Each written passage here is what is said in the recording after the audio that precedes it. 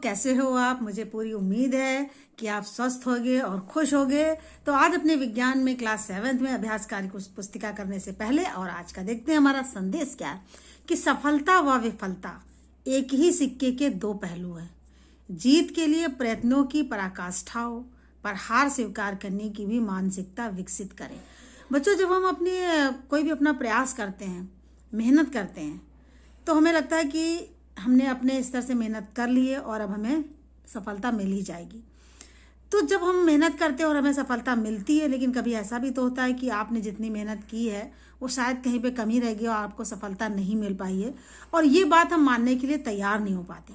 तो जिस तरीके से हम अब जीत को हासिल करने के लिए, यानी सफलता को प्राप्त करने के लिए जो मेहनत करते हैं, जो परिश्रम करते हैं, उसमें कोई कमी ना रह जाए, इसलिए हमें इतना करना है, बेस्ट से बेस्ट करना है, और तब हमें सफलता मिलती है।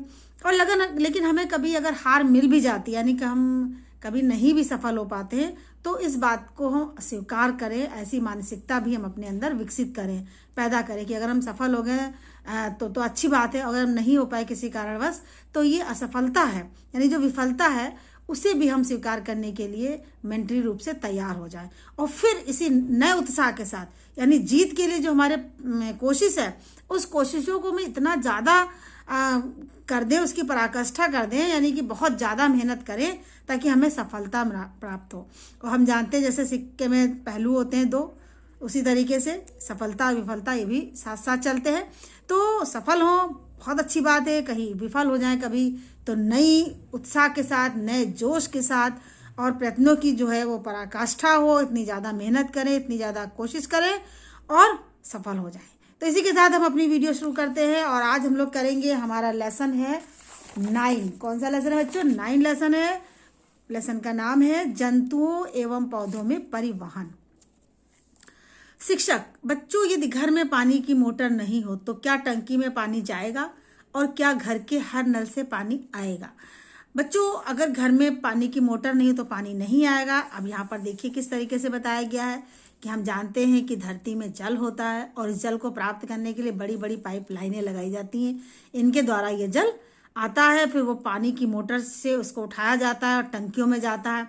टंकियों में जाने के बाद ही किचन है, बाथरूम है, वॉश बेसिन, आज सभी जगह पानी के पहुंचाया जाता है, और उसके द्वारा फिर जब इस्तेमाल किया जाता है तो जो पानी होता है वो नाली के द्वारा फिर से धरती में आ जाता है। तो इस तरीके से जो पूरा पानी का जो ये जाना और आना, यानी फिर जाना और फिर वापस धरती में ही आना, तो ये सब चक्र चला करता है। अगर पानी की मोटर नहीं होगी तो ये काम नहीं हो पाएगा। विद्यार्थी, गुरुजी, हमारे हृदय में कितने कोष्ठक होते हैं और कौन बड़ा व छोटा होता है? शिक्षक, आओ बच्चों, मैं तुम्हें माचिस की सहायता, तीलियों की सहायता से कोशों का, हृदय के कोशों का वर्णन करता हूँ।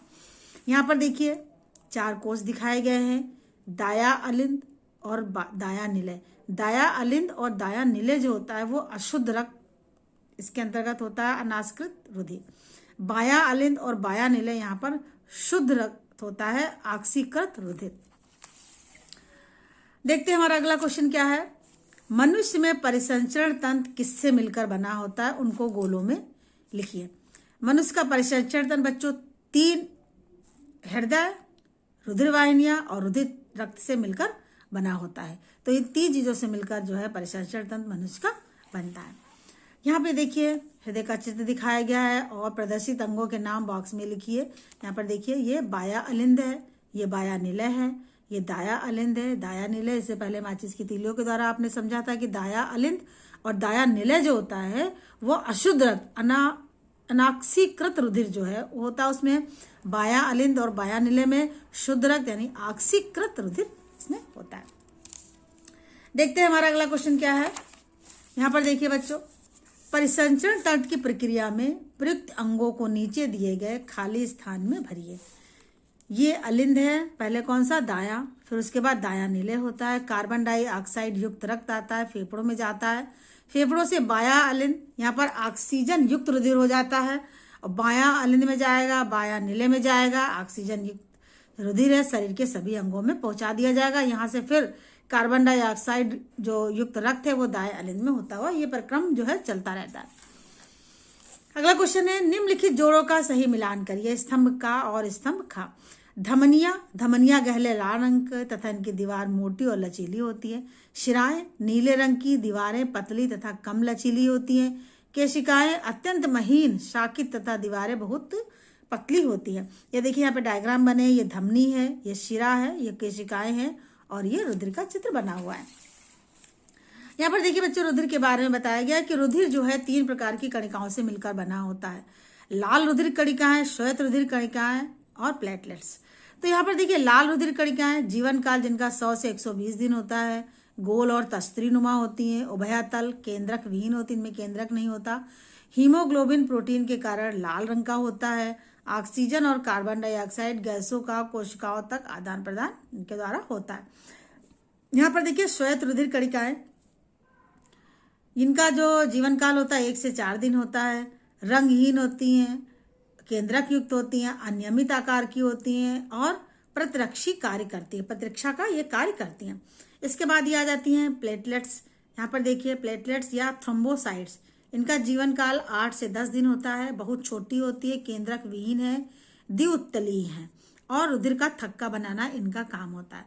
तो लाल रुधिर कणिकाएं जो होती हैं उनका काम होता है कि ऑक्सीजन और कार्बन डाइऑक्साइड को कोशिकाओं तक आदान प्रदान करना। श्वेत रुधिर कणिकाओं का काम होता है कि प्रतिरक्षा का कार्य करती है, जिनका जीवन काल 1 से 4 दिन होता है और रंगहीन होती हैं, केंद्रक युक्त होती हैं। और लाल रुधिर कणिकाएं जो होती है उनमें केंद्रक नहीं पाया जाता। श्वेत रुधिर कणिकाओं को देख लीजिए बच्चों, प्लेटलेट्स यानी थ्रोम्बोसाइट्स, इनका जो जीवन काल तो 8-10 दिन का है, केंद्रक विहीन ये भी होती हैं, द्विउत्तलीय होती हैं और रुधिर का थक्का बनाने का काम इनका होता है। तो लाल रुधिर कणिकाएं भी होती हैं केंद्रक विहीन और प्लेटलेट्स भी केंद्रक विहीन होती हैं, जबकि श्वेत रुधिर कणिकाएं में केंद्रक पाया जाता है। आगे देखिए बच्चों, सही निम्नलिखित में से सही कथन पर सही और गलत पर गलत का निशान लगाइए। लाल रुधिर कणिकाओं का कार्य प्रतिरक्षा होता है, ये गलत है। प्रतिरक्षा का कार्य जो होती है वो श्वेत रुधिर कणिकाएं करती है। श्वेत रुधिर कणिकाओं का कार्य प्रतिरक्षा होता है, ये सही है। प्रतिरक्षा होता है। श्वेत रुधिर कणिकाएं केंद्रक युक्त व अनियमित आकार की होती हैं, बिल्कुल सही है। प्लेटलेट्स का कार्य ऑक्सीजन व कार्बन डाइऑक्साइड गैसों को कोशिकाओं तक परिवहन करना होता है, ये गलत है, क्योंकि प्लेटलेट्स का कार्य जो होता है थक्का जमाना होता है। ये काम तो लाल रुधिर कणिकाओं का होता है। रिक्त स्थानों की पूर्ति कीजिए। प्लेटलेट्स की संख्या विशेष जाति के मच्छर के काटने से कम होने लगती है, उससे उत्पन्न रोग कहलाता है डेंगू या टिटनेस, तो डेंगू कहलाता है। मनुष्य 1 घन मिलीमीटर में रक्त में श्वेत रुधिर की संख्या 5000 से 9000 तक होती है। किसमें? लाल रुधिर कणिकाएं या श्वेत रुधिर कणिकाएं? तो श्वेत रुधिर कणिकाओं में होती है। AB रुधिर वर्ग को कहते हैं सर्वदाता या सर्वग्राही, तो सर्वग्राही कहते हैं। O रुधिर वर्ग को कहते हैं सर्वदाता या सर्वग्राही, तो उसको कहते हैं सर्वदाता। जड़ों द्वारा अवशोषित जल एवं खनिज लवणों को घोल के रूप में तनों से होते हुए पत्तियों तक पहुंचाने का काम जाइलम होता है। ये हमारे जटिल ऊतक होते हैं जो पाए जाते हैं, जाइलम और फ्लोएम। उसमें जाइलम और फ्लोएम, जाइलम का कार्य होता है कि खनिज लवण और जो जल होता है उसको पौधे के प्रत्येक भागों में पहुंचाना, और पत्तियों से निर्मित भोजन द्वारा घोल के रूप में पौधों के समस्त भागों में पहुंचाना जाइलम या फ्लोएम। तो ये काम फ्लोएम होता है। तैयार भोजन को फ्लोएम के द्वारा पौधे के विभिन्न भागों में पहुंचाया जाता है। तो इस तरीके से बच्चों ये अभ्यास आपकी पूरी हुई है और आपको अच्छी भी लगी होगी, साथ में आपको संदेश भी आज का अच्छा लगा होगा। तो बच्चों अगर वीडियो आपको अच्छी लगती है तो जरूर लाइक कीजिए, शेयर कीजिए, अपने फ्रेंड्स के साथ जरूर कीजिए, ताकि वो भी आपके साथ आगे बढ़ सके। तो थैंक यू बच्चों।